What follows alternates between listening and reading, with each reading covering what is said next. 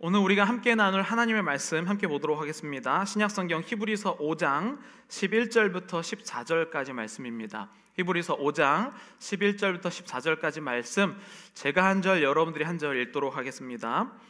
멜기세덱에 관하여는 우리가 할 말이 많으나 너희가 듣는 것이 둔함으로 설명하기 어려우니라.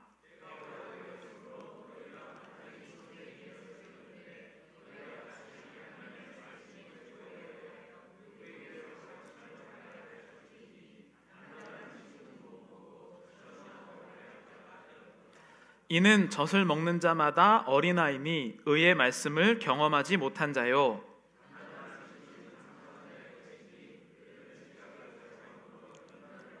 선악을 분별하는 자들이니라. 아멘. 네. 오늘 히브리서 강의 13번째 시간입니다. 제목은 어린아이와 장성한 사람의 차이하고 그것은 말씀 경험이다. 그래서 오늘은 여러분들이 이제 제목을 보시면 이 말씀을 이제 요약할 수 있을 정도로 어린아이와 장성한 사람의 차이는 말씀 경험에 있다라는 제목을 가지고 함께 말씀을 나누고자 합니다.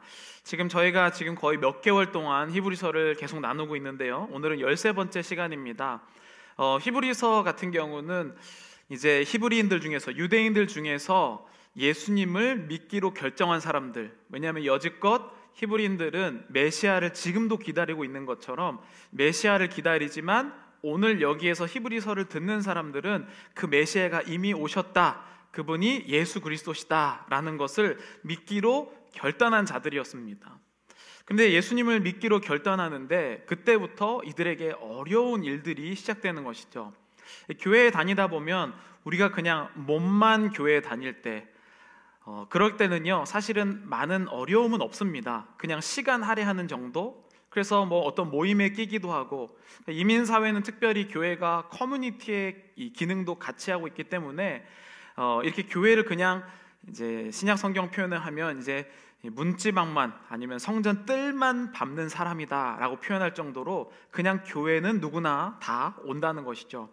그런데 이 교회를 실제로 하나님을 결단하고자 하면 우리는 그냥 일반적으로 몸만 산 사람이 아니라 죽었던 나의 영이 살아나는 것, 그것을 예수 그리스도를 메시아로 모신 그러한 사람이라고 얘기합니다. 그래서 영어로는 reborn, born again.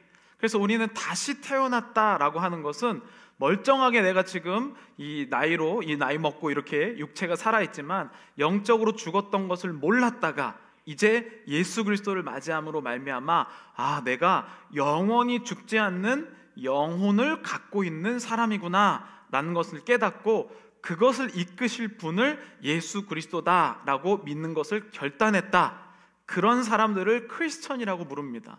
오늘날 교회를 보면요, 이런 복잡하고 내가 영혼이 있고 이런 것보다는 내가 힘들고 어려운데 하나님 믿고 싶다, 이민사회에서 갈 곳 없는데 교회라서 그냥 마음만 편하게 있자, 이렇게 하신 분들도 있고, 때로는 예전 같은 경우는 인터넷이 발달되기 이전에는 정착하기 위해서 교회에 오신 분들도 많고 여러 분야들이 있을 겁니다.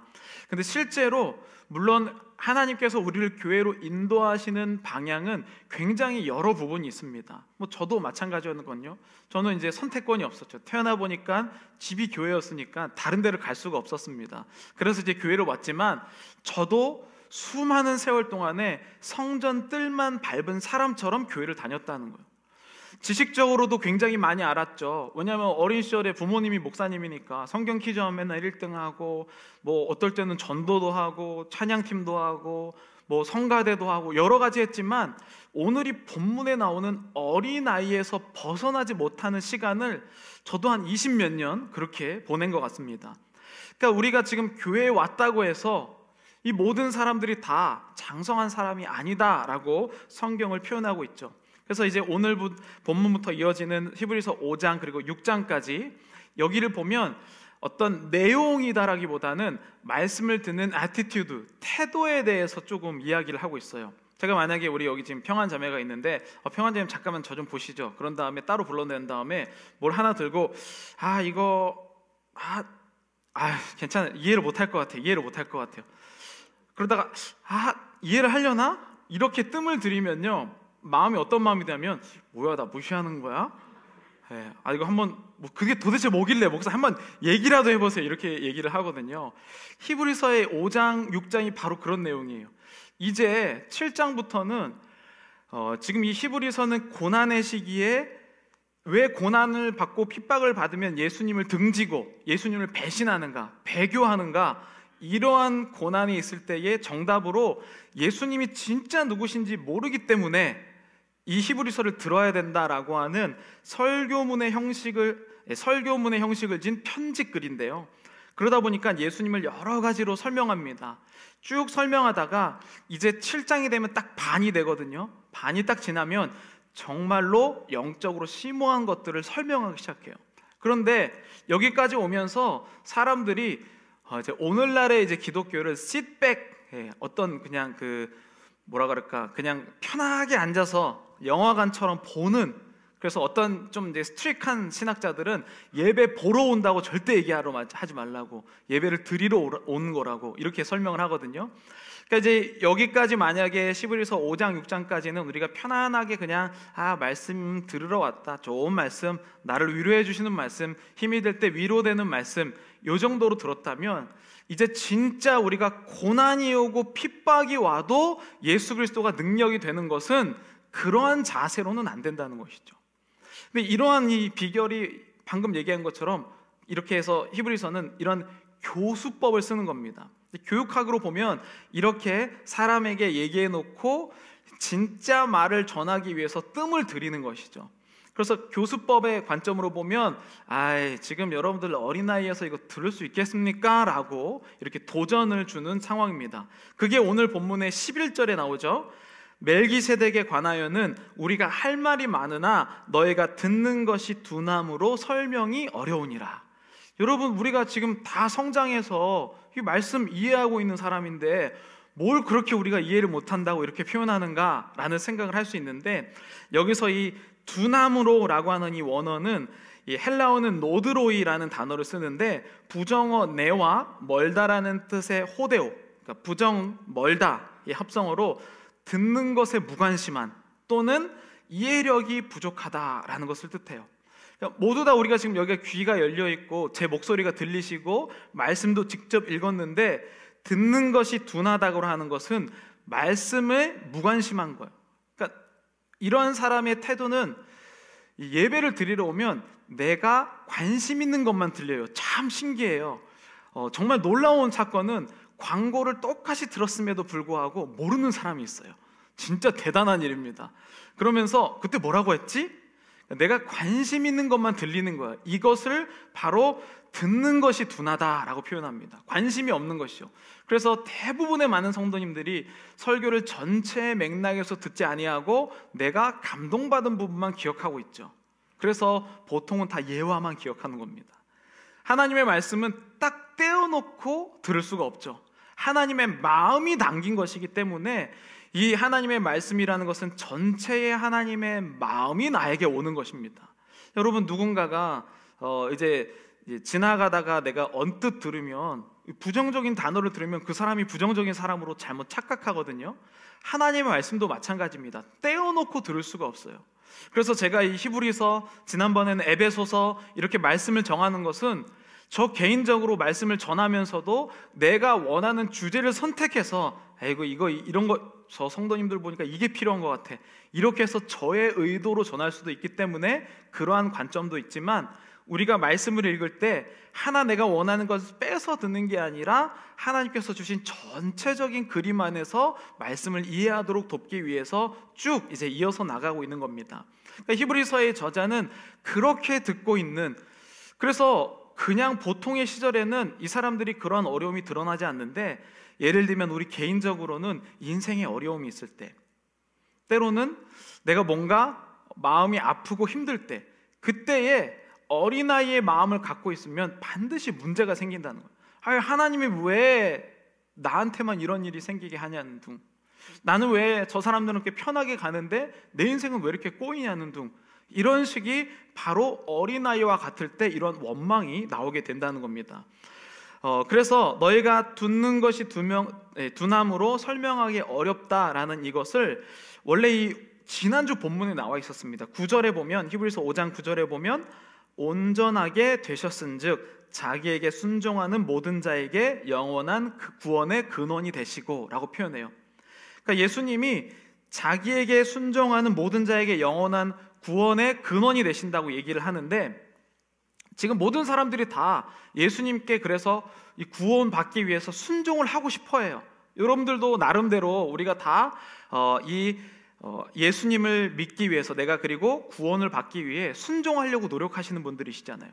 그런데 이 순종이 말씀에 듣는 것이 두나무로 무엇을 순종해야 될지 모르는 거예요. 그러니까 자기 나름대로의 열심을 교회에서 굉장히 많이 하세요.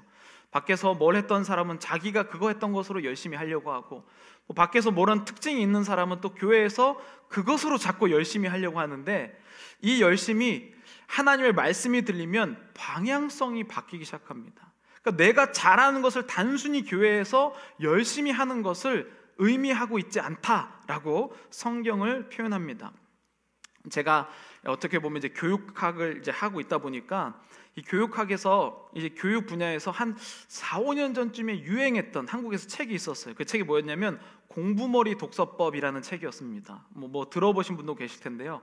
공부머리 독서법의 이 저자가 뭐라고 얘기했냐면, 자기가 아이들을 가르치는 일을 하고 있는데 애들이 시험은 100점 맞는데 이 책을 읽고 한 문단도 이해를 못한다는 거예요. 참 신기한 일이 일어난 겁니다. 분명히 시험은 100점을 맞는데 글을 읽고 이해를 못하는 현상. 그래서 쓴 책이 공부머리 독서법이었어요. 한국교회에요, 성경 퀴즈 보면 다 100점 맞을 거예요, 우리 성도님들. 왜냐면 성경 공부를 너무 많이 했어요. 설교도 얼마나 많이 듣는지. LA 진짜 안테나만 꽂으면 한국어로 된 설교가 들리지 않습니까? 뭐 라디오를 틀어도 성경이 방송들이 얼마나 많습니까? 그래서 성경에 관한 시험을 보면 100점을 맞는데 하나님의 마음을 이해를 못하는 거예요. 그러다 보니까 조금만 고난이 오면 그럼 하나님이, 여러분들이 고난이 처해지면 고난이 주는 이 시험이 있는데, 그 시험에서 여러분들 이렇게 말합니까? 여러분들 어려울 때 아브라함의 아들은 누구입니까? 이렇게 고난이 오나요? 네. 다윗은 몇 대 왕이었습니까? 이런 고난이 우리에게 오지 않는다는 거죠. 인생의 고난은 성경 퀴즈 100점과는 연관이 없습니다. 그것을 어린아이와 같고, 지금 우리의 신앙 전체가 이것에 대한 꿈 자체가 없다는 거예요. 이것은 정말 비극적인 일이에요. 교회에서 수많은 예배를 드리고 수많은 성경 공부가 일어나고 많은 노력을 했음에도 불구하고 하나님의 이 전체적인 그림을 그리지 못하는 이 안타까운 상황을 히브리서에서 그렇게 그대로 전달하고 있다는 겁니다. 그래서 또 이제 내 아이 잘 키우는 엄마, 망치는 엄마라는 책이 있습니다. 일본인이에요. 그 히라이 노부요시라는 사람. 그리고 2008년에 이제 한국으로 이제 번역이 되었는데, 내 아이 잘 키우는 엄마, 망치는 엄마라는 이 책 제목이 있습니다.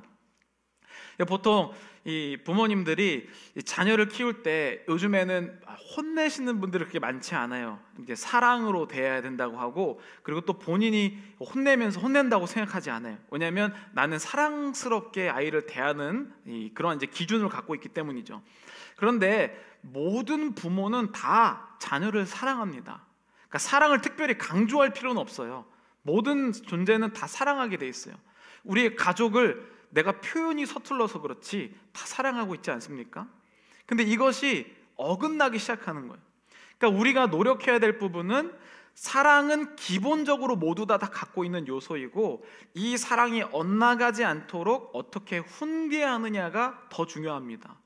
그래서 많은 부모님들이 사랑한다고 얘기하면서 이제 나는 그래서 애들을 뭐 때리지도 않고 그다음에 벌도 주지 않고 이렇게 한다라고 얘기하지만, 정작 아이 입장에서 보면 어떤 상황들이 많이 생기냐면, 엄마는 항상 사랑하려고, 아빠는 항상 사랑하려고 노력하는데, 그러면서 혼내지 않으면서 본인이 원래 컨디션이 아니었을 때 갑자기 감정적인 대응을 하기 시작한다는 거예요.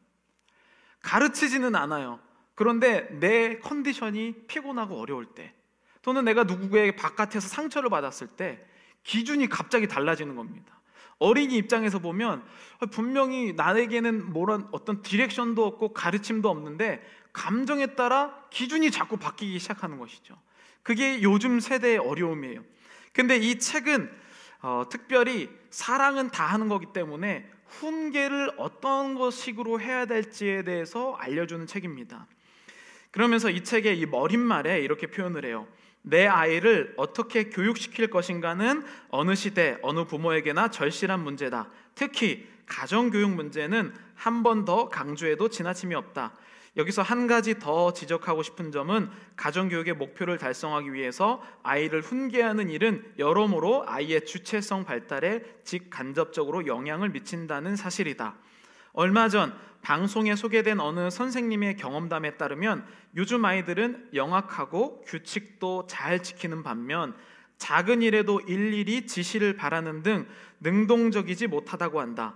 예를 들어 선생님, 주희가 넘어져서 울고 있어요. 선생님, 양동이를 엎어서 교실이 물바다가 됐어요 라고 하나하나 선생님께 말한다는 것이다. 소풍을 갔을 때 선생님이 점심을 먹도록 해요 라고 해도 배낭을 맨 채 그대로 서 있는 아이가 있다고 한다. 그래서 왜 그러니 하고 물으면 선생님이 가방을 내려놓아도 좋다는 말씀은 하지 않으셨어요 라고 한다는 것이다. 그러니까 부모님이 사랑한다는 명목하에 다 가르쳐 주려고 얘기하는 거죠. 그러니까 통제형이 되는 겁니다. 이건 이렇게 하시고 저건 저렇게 하시고, 그러니까 뭔가 주체적으로 맡겨보지 못하니까, 그래서 실제 인생을 살아갈 때는 아무것도 선택하고 판단하지 못하는, 오늘날 이제 저도 좀 그런 편인데, 어떤 편이냐면 식당에 가서 메뉴를 잘 못 정하는 경우 참 많으시죠. 네. 여러분도 그런 분 없으세요? 없으신 것처럼 표현하시는데, 도대체 무엇을 먹어야 될지, 누군가 가서 어떤 메뉴를 선택해야 될지, 그러니까 이런 부분들이요, 우리가 뭐 머리에 아는 것도 많기도 하지만 항상 누군가 정해지는 이러한 상황이 있을 때는 이 선택이 참 어렵습니다. 그런데 이 세대 자체가 훈계가 없을 때 이렇게 선택하지 못하는 일들이 많이 일어난다는 거예요. 그래서 대학생이 됐음에도 나 학교 가요 말아요, 나 이 직장 써요 말아요, 이런 식으로 계속해서 나 결혼해요 말, 이 사람 만나요 말아요, 계속해서 이런 식의 생활을 한다는 것이죠. 근데 여러분, 우리가 신앙생활을 이렇게 하고 있다는 거예요.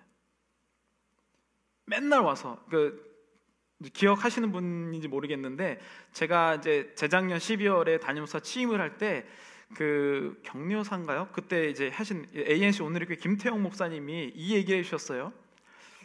그 목사님도 그 교회에 이제 EM 패스터로 있다가 시니어 패스터가 되셨는데, 나는 이 교회 다 아는 사람들이어서 나한테 뭐 잘해줄 줄 알았는데 아니더라. 일단 이렇게 첫 번째로 얘기하시고, 두 번째는 뭐냐면 뭘 그렇게 물어보는지 모르겠다. 담임 목사님한테 와서 얼마나 사소한 걸 물어보는지, 심지어 카페트 색깔 뭘 하냐고 그런 것도 물어본다, 이렇게 얘기를 하셨거든요. 근데 실제로 이제 제가 담임 목사님 취임하고 나서 진짜 많이 물어보시더라고요. 목사님 이 사람한테 연락할까요 말까요? 목사님 이거 제가 갈까요 말까요? 이렇게 얘기할까요 말까요? 얼마나 많이 물어보는지 뭐 일을 할 수 없을 정도로 많이 물어봐요. 근데 여러분, 신앙은 결국에는 우리가 이런 모습을 많이 보고 있다. 여기에서 시작된 패단이 뭐냐면, 한국교회 성도님들이 자기가 스스로 선택하고 주체적으로 하나님의 인생을 살아내지 못하기 때문에 소속감에만 강종을 한다는 거야. 나 엄청 큰 교회 다녀, 나 이렇게 시스템이 좋은 교회 다녀. 근데 그것과 본인의 신앙과 어떤 연관이 있는지 모르겠지만 항상 누가 결정해주는 이런 신앙생활을 하다 보니까 오히려 내가 하나님의 말씀을 가지고 이렇게 살아냈어 라는 것을 자랑하지 않고, 나 어떤 유명한 목사님 교회 다녀, 이게 자랑이 됐다는 거예요. 이것보다 이상한 게 어디 있습니까? 나 누구 부모님 아들이야, 이게 어떻게 우리 인생의 자랑이 되겠습니까? 딱 히브리서를 딱 중간에 지나가면서 보니까 왜 이렇게 하나님 믿는 것 때문에 배교하는 사람이 많아지나 봤더니, 신앙의 수준이 장성함에 이른다는 것을 이야기해주지 못했다는 거예요. 오늘날 한국교회가 딱 여기에 머물러 있는 거죠. 구원이 우리 인생의 신앙의 최종 목적이 되고 말았어요. 천국 가는 게 어떻게 목적입니까 여러분? 하나님의 아들이 되고 딸이 되는 것은 아기로 태어난 시작이죠. 구원이 시작인데 구원을 마지막으로 두니까 이 땅에는 빈둥빈둥 놀고 아무것도 못하는, 그래서 이 땅에서 어떻게 내가 한번 잘 살아봐야 되나, 이런 것을 논의하는 게 교회가 되고 말았다는 거예요. 히브리서에서는 지금 그렇게 강조를 하고 있습니다. 그러면서 이 책에서 세 가지 대안을 내놔요. 첫 번째, 자녀를 하나의 인격체로 인정하고 대응하는 것이다. 부모의 눈으로 보면 미숙하고 미덥지 않을지 모르겠지만 아이에게도 감정과 입장이 있다. 그것을 인정해 주지 않으면 아이는 부모가 하는 말을 듣지 않을 것이다. 여러분, 한국 교회가 처음부터 성도님들이 주체적이지 않았던 게 아니에요. 제가 석사 과정에는 한국 교회사를 했는데, 한국 교회사 보면요, 평신도 성도님들이 얼마나 열심히 하는지 몰라요. 그리고 실제로 코비드 때 성장하는 교회, 그리고 진짜로 신앙을 하는 교회는요, 부교육제가 필요 없을 정도로 평신도님들, 성도들이 정말 열심히 하세요. 이거는 뭔가 잘못되고 있는 거예요. 교회가 자꾸 페이드 스텝이 늘어나고 뭔가 교육자 중심으로 돌아가는 것은 성경에 위배되는 일이에요. 왜냐하면 성도님들이 그렇게 열심히 회의해서 딱 했는데 위에서 그건 안 됩니다 이렇게 했을 때는 자기가 뭐 결정하고 이렇게 해놓고 주체적인 상황을 만들어주지 않는 거죠. 그래서 하나의 인격체로 대응하지 않기 때문에 모든 것을 하이어라키라고 하죠. 모든 것을 이 위에서 밑으로 결정이 일어날 때에는 열심히 했다가 논의하면 뭐합니까? 아무것도 안 이루어지는데. 그래서 이 아이들도 점점 생각하기 싫어지는 거예요. 제가 이제 그 부모 강의를 할 때 가장 첫 번째 마지막쯤에 사용하는 강의가 1학년 교실과 중학교 1학년의 교실을 이제 번갈아 가면서 비춰주는 영상이 있어요. 뭐냐면 1학년 교실에 가면요, 애들이 그렇게 질문을 많이 해요. 선생님, 이거 책이 이상해요. 선생님, 이게 이상해요. 맨날 질문하거든요. 중1 교실 가잖아요. 아무도 질문 안 해요. 왜냐하면 어차피 선생님 하는 대로 해야 되기 때문에. 교회가 이렇게 가고 있어요. 신앙생활에서 궁금한 점이 얼마나 많은데요. 이 말씀 내가 하나님의 자녀로서 지키려면 물어봐야 될 게 한두 개가 아직 아닙니다. 그런데 이제 이 질문을 그냥 하십시오. 질문이 없어진 교회. 이러한 상황 때문에 인격체로 대우를 못해주는 겁니다. 그 책에서 이 두 번째로 이렇게 얘기해요. 자녀에게 야단 맞는 이유를 충분히 이해시키는 것이다. 자신이 납득할 수 없는 이유로 야단을 맞은 아이에게는 의욕이 생길 리 없다. 아까 말했던 부모가 감정적으로 이렇게 대응했을 때, 그래서 교회는 항상 가이드라인을 제시해주고 선을 넘지 않을 수 있도록 그렇게 보듬어주면서 스스로 설 수 있도록 계속 훈계시켜주는 그러한 역할을 해야 됩니다. 그래서 제가 여러분들한테, 제가 지난주에 고백했잖아요. 작년에 우리 교회의 중요한 어떤 결정하는 걸 봤더니 담임 목사님 제 뜻대로 된 게 하나도 없었다. 여러분들이 다 논의하시고 여러분들이 다 회의하셔서 그렇게 올라온 거잖아요. 왜냐하면 우리 안에 이미 성령님이 계시기 때문에 우리가 성령님을 의식하고 무언가를 이해하고 기도하고 하나님께 살아낼 때 곁길로 갈 리가 없습니다. 이것을 우리가 신뢰하지 못하기 때문에 맡기지 못하는 것이죠. 그렇지만 그럼에도 불구하고 곁길로 나가려고 할 때, 그때에는 신앙의 리더자로서 훈계할 수 있는 그런 상황이 있다는 겁니다. 세 번째는 아이가 다음에 같은 잘못을 되풀이하지 않기 위해서는 어떻게 하는 것이 좋을지 스스로 깨닫게 하는 것이다. 이게 제일 중요한 파트입니다.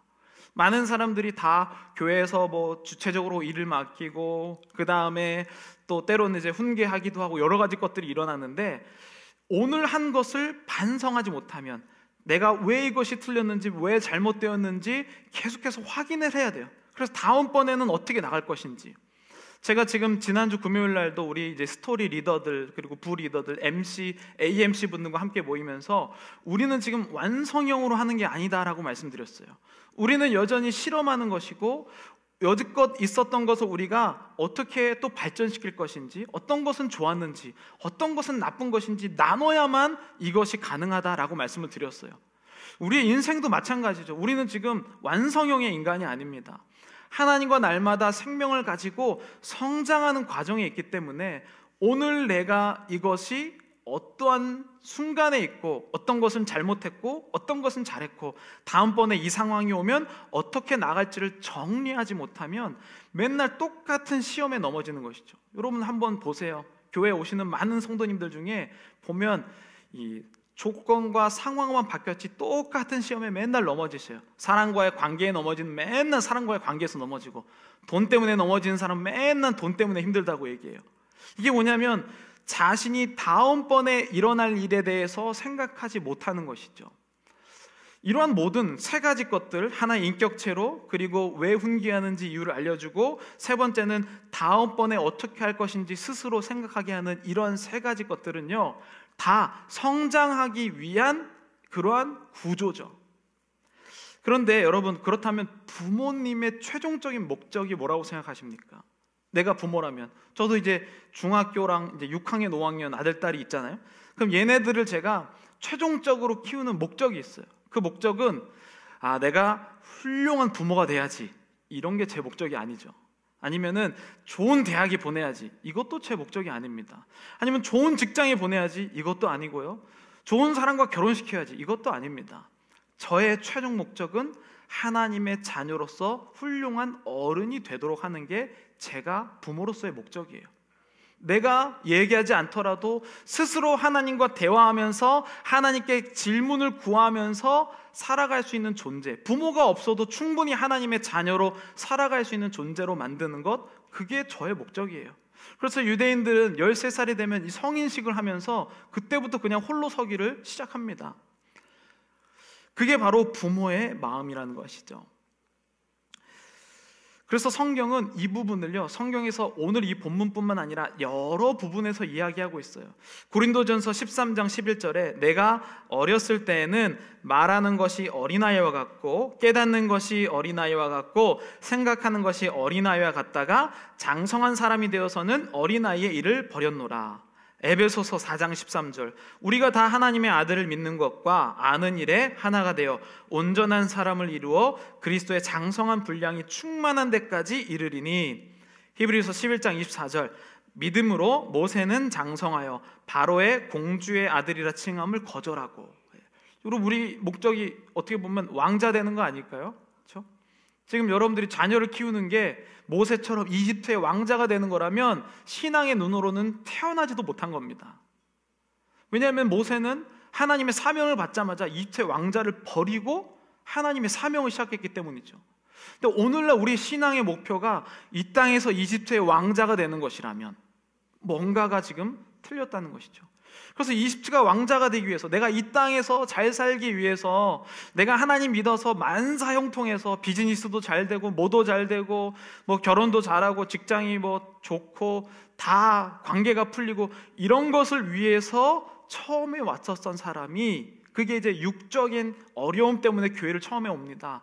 그랬던 사람이 예수 그리스도가 나를 영원한 곳으로 이끄신다라는 마음을 깨닫고 갑자기 내가 육적인 것이 전부가 아니구나 라고 생각하면서 영적으로 태어나는 것을 바로 믿음으로 구원받았다라고 얘기하는 거죠. 그러니까 내가 영적으로 이제 태어났으니까 그럼 영적으로 이제 어떻게 사는가를 고민해야 되죠. 그래서 성경은 뭐라고 얘기하냐면요, 당연하게 우리의 몸이 크는 것처럼, 우리가 어른이 되는 것처럼 영적으로도 당연히 어른이 되는 것이다 라고 표현해요. 그러면서 성경은 유아적 신앙은 그냥 부족해서가 아니라 선한 상태가 아니라고 얘기해요. 이렇게 얘기하잖아요. 물론 저도 그냥 목자의 마음으로 이해하고 싶어요. 너무너무 피곤하시죠. 인생 사는 게 얼마나 힘드세요.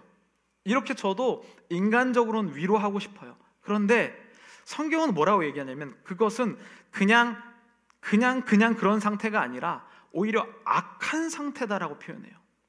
제가 최근에 어떤 부모님들을 여러 분 만나면 그 중에 공통적으로 걱정하는 부분들이 이거였어요. 우리 애가 몇 살인데 말을 안 해요. 여러분, 아이가 말을 안 하면 요즘에는 여러 가지 가능성인데 그 중에서 가장 큰 가능성이 발달 장애가 있어요. 예를 들면 지적인 장애가 있을 때의 말이 느립니다. 그러니까 부모님이 그 시기에 다른 애들보다 말이 느리면 너무 걱정이 되는 거예요. 그래서 그 부모님은 뭐 어디를 가든지 혹시 누가 교육 전문가가 있으면 왜 말이 느른지 막 상황 물어보지도 않고도 막 설명하고, 무슨 유튜브가 나오면 왜 말이 느리는지 그거 검색하고, 핸드폰이 있으면 맨날 뭐 발달 장애나 말 느린 거 이거 검색한다는 거예요. 우리는 영적으로 지금 태어났다고 했는데 내가 지금 말을 못하고 있는 거예요. 기도 안 하는 것, 기도 교회에서 정해준 시간만 하는 거, 이거 여러분 바꿔서 영적인 성장에서 보면 지금 말을 안 하고 있는 거거든요. 그런데 여러분 걱정하십니까? 이 부분을 지금 히브리서의 이 저자는 왜 영적으로 태어났는데 잘하는 것을 당연하다고 느끼지 못하는가? 이렇게 이야기를 합니다. 여러분 옆에 분들 한번 에게 물어보세요. 어떻게 어른이 되셨습니까? 물어보세요. 어떻게 어른이 되셨습니까? 네. 이게 제가 일부에도 했는데 그 특별한 비결이 없잖아요, 그죠? 뭐 내가 어떻게 해서 어른이 됐지? 살다 보니까 힘들고 어렵고 뭐 실수도 하고 뭐 사춘기 때 뭐 저기도 하고 뭐 이렇게 여러 가지 어려움을 겪었지만 자연스럽게 그냥 제가 어른이 된 거예요. 근데 왜 영적으로는 우리가 그런 질문을 하지 못할까요? 왜냐하면 우리는 육체에 무게를 두고 있기 때문이죠. 내가 피곤하니까 교회 생활 이 정도만 하는 거, 내가 기도 이만큼 하는 거, 하나님의 나라를 꿈꾸지 못하는 것, 이것을 어린아이라고 얘기하고 그 어린아이에 머물러 있는 것을 성경은 악하다라고 표현하는 거죠. 사실 어떤 분들은 불편함을 느끼실 수 있을 거라고 생각해요. 근데 여러분 이게 복음이에요. 복음은 생명이라고 표현하는데 생명이 지금 20년, 30년, 40년 죽을 때까지 그렇게 교회를 왔다 갔다 하는데 생명이 자라지 못하는 것을 교회에서 칭찬하는 게 올바른 교회입니까? 어떻게 생각하세요? 여러분들이 지금 믿음이 성장하지 못하는데, 그래서 아까 두 번째 2단계 해결책이 있었잖아요. 훈계할 때 왜 훈계하는지를 알려주는 거예요. 지금 히브리서의 저자가 그거 얘기하는 거예요. 이해 못할 것 같아 라고 하면서 내가 왜 이해를 못해요? 라고 되받아쳤을 때 영적으로 성장하는 것을 왜 모르냐. 이제 이 한국 교회는요 성장할 때가 되었습니다. 더 이상 우리는 어린아이 신앙에서 머물러 있을 수가 없어요. 그러면서 12절에 이렇게 얘기합니다. 때가 오래되었으므로 너희가 마땅히 선생이 되었을 터인데 너희가 다시 하나님의 말씀의 초보에 대하여 누구에게서 가르침을 받아야 할 처지이니 단단한 음식은 못 먹고 젖이나 먹어야 할 자가 되었도다. 때가 오래되었는데 여러분들 신앙을 연수가 얼마나 되셨습니까? 최근에는요 젊은 사람들도 다 부모님 믿었던 사람들만 거의 믿어요. 새로운 신자가 그렇게 많지 않습니다. 연수가 다 오래되셨어요. 근데 내가 한 명도 못 품어. 나만 아직도 지금 내가 어떻게 살아야 될지, 나 이번 주에 교회 나 혼자 나가기도 힘들다는 거예요. 그러면서 교회에서 어떤 마음을 갖냐면 나 이번 주에 온 거를 자랑스럽게 여기는, 물론 지금 내가 비신자에서 오늘 처음 믿었다면 오늘 교회 온 거 정말로 박수치고 칭찬할 일이죠. 근데 내가 믿은 지 20년 되고 30년 되고 내가 하나님의 성장한 자로 가야 되는데 아직까지도 내가 오늘 예배 온 거 나 자랑스럽죠라고 얘기하면 어떤 상태라고 표현할 수 있을까요? 여기 보면 말씀의 초보가 돼서 아직도 가르침을 받아야 될 자라고 표현해요. 아직도. 그러니까 우리는 맨날 성경 공부하면은 그 성경 공부해야 되는데, 실은 저는 성경 공부를 하고 싶은 사람은 아니에요. 왜냐하면 성경 공부보다는 1대1로 그 사람의 인생에 대해서 논하고 싶죠. 말씀 가운데서 나의 인생이 어디쯤에 어떻게 위치하고 어떻게 나가는가를 논하고 싶은 사람인지 단체로 하는 성경 공부를 별로 즐기지 않습니다. 왜냐하면 교회는 지식을 다루는 곳이 아니라 인생을 다루는 곳이기 때문입니다. 여러분들은 왜 교회에 다니시나요? 이 부분을 이해를 못했기 때문에 지금 히브리서 저자가 이렇게 많은 부분을 할애해서 인생의 태도에 대해서 이야기를 합니다.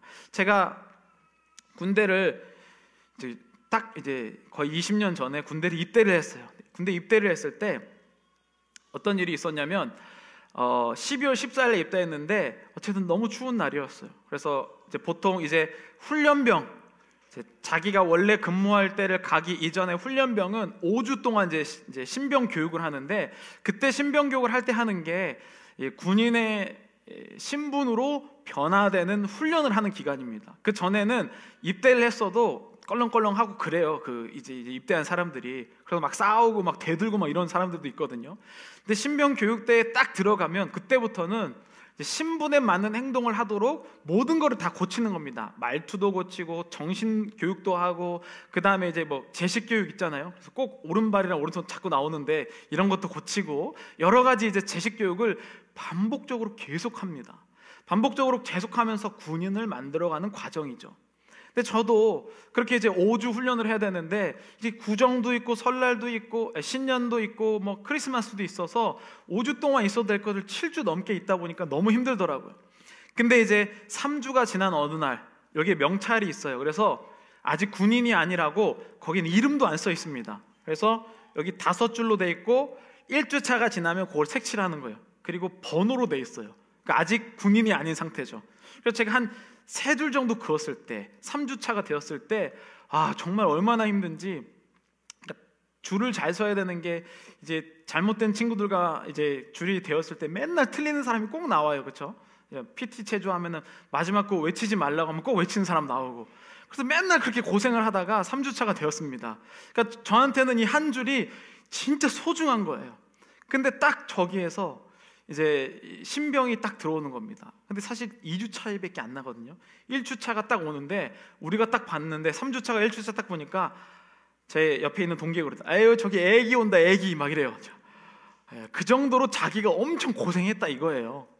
그런데 이 애기들을 딱 보면서 우리 보면은 아직도 우리도 형편없거든요. 아직도 오른발과 오른손이 같이 올라오고 이런 애들인데 1주차에 저 조교가 불러요. 야 3주차 너 일로 와봐. 그러면서 여기 1주차 앞에서 시범 한번 보여봐. 이러면 야 그렇게 이상한 애가 여기 가서 그렇게 잘해요. 왜냐하면 1주차에게는 자기가 가르쳐야 된다는, 내가 뭔가 더 고생했다는 마음이 있기 때문이죠. 근데 교회는 항상 신병밖에 없어요. 항상 1주차예요. 여기서 가르쳐봐. 제가 뭘. 여러분 군대를 2주만 가도 자기가 일반인에서 군인 신분 2주차만 해도 말투가 바뀌고 정신이 바뀌고 발걸음이 바뀌고 누군가를 향한 마음이 바뀌는데, 내가 20년 아니 예배를 3번만 드려도 바뀔 수 있는 게 성령의 능력이 아니겠습니까? 오늘날 왜 하나님께서 우리 교회를 통해서 능력이 안 나타나는가? 과연 우리는 이러한 마음, 내가 장성하여서 하나님께 어른이 되어야 한다는 마음을 갖고 있는가? 이 부분을 성경을 굉장히 가슴 아파하면서 예수님이 여기에서 말씀하고 계신 거예요. 굉장히 우리가 젠틀하게 표현하는 것 같은데 이거 굉장히 기분 나쁜 얘기입니다. 지금 예수 믿은 지 예배를 우리가 1년에 52주예요. 주일날 참석만 한 사람도 10년이면은요 520번을 드렸어요. 군인이 제가 있을 때만 해도 730일이었거든요. 그럼 10년 드리면 그렇게 그것보다 훨씬 더 김에도 불구하고 비슷한 연수란 말이에요. 근데 나는 여전히 똑같이, 나는 왜 장성하지도 못하는데 질문조차 못한다면, 여러분 질문하셨잖아요. 내가 왜 어른이 되었는가라고 했을 때 딱히 대답할 필요가 없어요. 왜? 당연한 거니까. 우리는 신앙으로 태어났는데 구원이 목적이면 안 자라도 되겠죠. 그런데 내가 아들이 시작이라면 나의 모습은 오늘부터 완전히 바뀌기 시작합니다. 그래서 오늘 본문에 이렇게 얘기해요. 해답은 말씀을 경험하는 것에 있다라고 표현해요. 왜 어린아이와 장성한 사람의 차이가 나는가? 말씀을 경험한 자와 말씀을 경험하지 못하고 지식으로 들은 사람, 이 차이에 있다는 거죠. 13절에 이렇게 표현합니다. 이는 젖을 먹는 자마다 어린아이니 의의 말씀을 경험하지 못한 자요. 경험이 뭐냐는 거예요. 오늘 본문에 보면 경험은 헬라어로 페이라라고 표현하는데 시험하다, 증명하다라는 뜻에 가진 페이라조라는 동사에서 나온 겁니다. 말씀을 여러분 오늘도 또 들으시잖아요. 근데 이 말씀 들어서 뭐 합니까? 좋은 말씀이더라. 이제 어린아이에서 어른이 되겠더라 라고 하면 그렇게 됩니까? 전혀 그렇게 되지 않아요. 이 말씀을 내가 경험해 봐야지 내 인생이 바뀌죠. 아주 작은 말씀이라도 이 말씀을 경험하지 못하면 머리에 지식만 가득 차는 거예요. 시험 공부하면 히브리서 5장 11절부터 14절 어린아이가 장성한 분량에 이르기까지 경험하지 못한 것은, 이거 얘기는 누구나 다 한다는 거예요. 그러나 여전히 어린아이인 이유는 조금만 핍박과 어려움이 오면 반드시 거기서 결판 나게 돼 있거든요. 제가 이해를 하고 마치겠습니다. 제가 고등학교 2학년 때쯤, 이미 중학교 2학년 때 수련회에서 회심을 하고 나는 이제 신학생이 되어야겠구나 라는 마음을 가지고 목표가 신학교였어요. 근데 이렇게 보니까 신학교가 아이비리그처럼 정말 높은 수준의 점수를 갖지 않더라고요. 그래서 제가 제 나름대로는 나는 검정고시를 봐서 1년 일찍 신학교를 가고 싶다라고 해서 고2 때 저희 아버지께 저는 검정고시를 봐서 자퇴를 해서 신학교에 가겠습니다 이렇게 얘기를 했어요. 그랬더니 저희 아버지가 아무 말도 하지 않으시고 그해 여름에 저를 이제 비행기표를 끊어서, 그 당시에는 한국인 선교사도 한 10명도 안 되는 이제 지금이야 뭐 캄보디아 많이 가겠지만 지금 이제 그때는 정말로 몇 분 안 계셨어요. 그래서 그 캄보디아에 저를 보내셨습니다. 근데 저는 해외를 한 번도 못 가봤고 그랬는데 어떤 믿음이신지 모르시겠지만 저를 해외로 보내셨어요. 근데 그 갈아타는 게 그렇게 어려운지 몰랐어요. 그래서 캄보디아 지금 직항이 있지만 그때는 직항이 없어서 2번 갈아타고 가까스로 이제 캄보디아의 수도인 푸놈펜에 내립니다. 푸놈펜에 내렸는데 저희 교회 이제 그 전도사님이 지금도 이제 그 캄보디아의 태권도 국가대표 감독으로 계시는데 문화 교류로 이제 한국에서 감독을 파견해서 태권도 팀을 만드는 이제 그 선교사님 댁에 갔어요. 근데 며칠 있다가 선교사님이 저보고 차를 타고 2번째로 큰 도시인 바탐방이라는 곳에 가라고 말씀하시더라고요. 근데 바탐방을 가는 그 길도 저를 혼자 보내셨는데 여러분 이제 상상도 못할 정도로 지금 생각해 보면은 토요타의 캠리 엄청 오래된 거였는데 그 차에 5시간 동안 비포장 도로를 13명이 타고 갑니다. 네. 근데 갑자기 소나기가 내리면 물이 웅덩이에서 사람이 막 들고 가고 막 이렇게 해서 지붕에 타고 뒤에 타고 그래서 저 혼자 그런 난생 그런 걸 처음 본 거예요. 그러면서 배를 타고 가고 막 이러면서 거기에 도착을 해서 있는데 거기에 한국인 여자 목사님이 계셨는데 그분이 이제 전도를 해서 예수님을 믿는 젊은이들이 거기 10명 정도 모여 살았어요. 왜냐면 불교 국가여서 예수님을 믿으면 집에서 쫓겨나서 거기서 살고 있는 것이죠. 근데 저는 이제 거기서 며칠 있다가 이제는 아예 이제 캄보디아 이 원 사람들만 있는 그 동네로 가게 됩니다. 거기서 또 2주를 지내게 됐는데 이제 거기가 이제 전기가 없어서 이제 중요한 손님이 올 때만 자동차 배터리로 잠깐 불 켰다가 끄고 물이 안 나와서 이제 우물물 길어 있는 그곳으로 가게 되죠. 저는 고등학교 2학년 외국인을 별로 만나본 적도 없는 그 첫 번째 외국에서 그 캄보디아 사람들과 언어도 안 통해요. 영어도 못 하잖아요, 그 사람들이. 저도 못 하고 거기에서 말 계속 웃기만 하면서 2주 동안 있었습니다. 근데 이제 그 사람들이 전도를 하는데 따라다니고 그다음에 이제 우물물 길어서 쓰는데 물이 귀하니까 이제 달빛에 목욕을 해야지 천을 하나 두르고 물통 안에 들어가서 내려서 다시 받고 내려서 다시 받고 이렇게 목욕하면서 그렇게 하고 이제 예수 믿는 것 때문에 집에서 쫓겨난 사람들이 있는 그 교회에서 그 사람들 돈이 없으니까 사탕수수 음료수를 팔아요. 예, 지금도 아직도 기억이 나는데 그 사람들은 그 음료수 팔면서 거기에서 그렇게 있고 또 기도를 하러 가는데 뭐 기도원이 없으니까 차를 타고 쭉 가서 낫 하나 딱 들고 올라가면서 바나나 열매 따고 올라가서 새벽 5시에 출발해서 오후 5시 때까지 그 야생에서 기도만 하고 돌아오는 그 모습을 제가 젊은 나이에 경험을 한 거예요. 그럼 제가 돌아와서 아무 말도 하지 않고 잘 학교를 졸업했습니다. 이게 뭐냐면 저도 왜 이렇게 신앙생활 어려움이 있다는 걸 몰랐겠습니까? 저도 어렸을 때 보면 선교사님들도 오시고 저기 어려운 사람들도 있고 신앙생활은 결단하는 것이다 여러 가지 것을 들었죠. 그런데 내가 경험하지 못하니까 그런 것들이 머리로는 이해하지만 그냥 쉽게 말할 수 있다는 거죠. 여러분 그렇지 않습니까? 하나님 믿는 거 아주 쉽게 얘기할 수 있잖아요. 나 사랑하겠습니다. 여러분 제가 그 스토리 보고서 보고 또 여러분들의 스토리 시간에 하나님 말씀 믿는 거 경험을 나누라고 하고 또 한 주 지나고 나서 그 지난주 어떻게 지켰냐고 물어보는 여기 활동을 하잖아요. 그러면 아직도 말씀을 지키려고 경험하지 않으신 분들은요 아직도 그냥 사랑하겠습니다, 감사하겠습니다, 봉사하겠습니다 이렇게 뭉뚱그린 아주 큰 주제만 얘기해요. 여러분 하나님의 말씀을 경험하고 살아보시면요 그렇게 할 수 없음을 깨닫게 됩니다.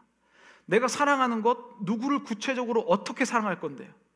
말씀을 내가 실천을 안 해보니까 아주 말씀을 살아야 된다고 남들은 지적하고 저 사람 많이 얘기는 하는데 실제로 해본 것이 없으니까 그냥 큰 얘기만 하는 것이죠. 그것을 경험한다라고 표현해요. 14절에 이렇게 얘기합니다. 단단한 음식은 장성한 자의 것이니 그들은 지각을 사용함으로 연단을 받아 선악을 분별하는 자들이니라. 여러분 하나님의 말씀을 지키려고 해보지 않은 사람은 경험이 없기 때문에 이게 언제 뭘 해야 될지 몰라요. 여러분 학교에 우리가 다 대학 교육 받고 직장으로 가는데 바보가 돼요. 왜? 경험이 없기 때문에 이게 실제로 그렇게 되는지 몰라요.